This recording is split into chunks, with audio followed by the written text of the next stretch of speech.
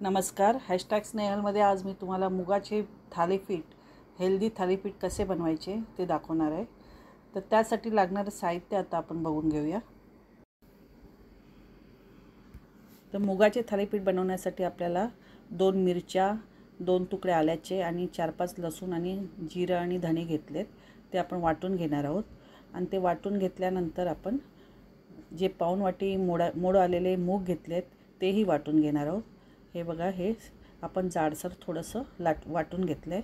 आता मूग मी मिक्सरला लावते. ते पण आपण चांगलं बारीक करून घेऊया. पेस्ट करायची नाही आहे, पण जाडसर वाटून घेऊया. ते वाटून झाल्यानंतर आपण तेही एक त्या बाउलमध्ये काढून घेणार आहोत. याप्रमाणे आपण भांड्यातलं सगळं काढून देतो आहे.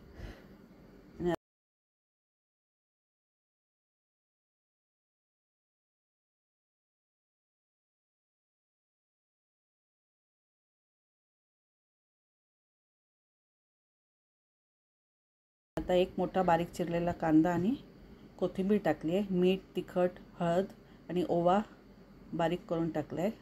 आणि तीळ टाकले आहेत. आणि ज्वारीचे 2 चमचे टाकले आहेत मोठे.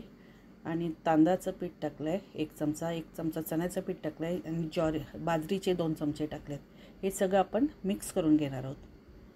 आणि थोडंसं पाणी टाकून घेतलं आपण. थोडंसं घट्टसरच मळायचं आहे. आता आपण फोडणी टाकली आहे. त्याच्यात राई, जिरं, कढीपत्ता आणि हिंग, आणि ती चांगलं मिक्स करून मळून घ्यायचं आहे. आणि कपड्यावर एका थापून घेतो आहे आपण. कपडा ओलसर करायचा आहे आणि याप्रमाणे थापून घेतलं आहे. आणि त्याला होल पाडायचे मध्ये, म्हणजे जेणेकरून आपण त्याच्यात तेल सोडू शकतो.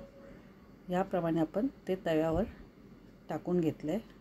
त्या होलामध्ये आपण थोडं थोडं करून तेल टाकायचं आहे आणि चांगलं त्याला खरपूस भाजून घ्यायचं आहे. एका साईडने मीडियम गॅसच ठेवायची आहे. आणि मीडियम गॅसवरती आपण त्याला 1 ते 1.5 मिनटात परतून घेणार आहोत. तवा जर जास्त गरम असेल तर थोडा मध्ये स्लो केला तरी चालेल. आता आपण त्याला पलटून घेऊया. याप्रमाणे एक बाजू भाजून घेतलेली आहे. परत आपण थोडंसं तेल टाकून घेणार आहोत आणि दुसरी बाजू पण 1-1.5 मिनटांनी परतून घेणार आहोत. आणि थोडं दाबून त्याला थोडंसं परतून घ्या. आणि लालसर खरपूस भाजून झाल्यानंतर ते काढून घ्या. याप्रमाणे थालीपीठ मी जे बनवले आहे त्याप्रमाणे तुम्ही जर बनवलेत आणि जर तुम्हाला ही रेसिपी आवडली तर मला प्लीज लाईक, शेअर, सबस्क्राईब करा आणि बेल आयकॉन दाबायला विसरू नका. नमस्कार.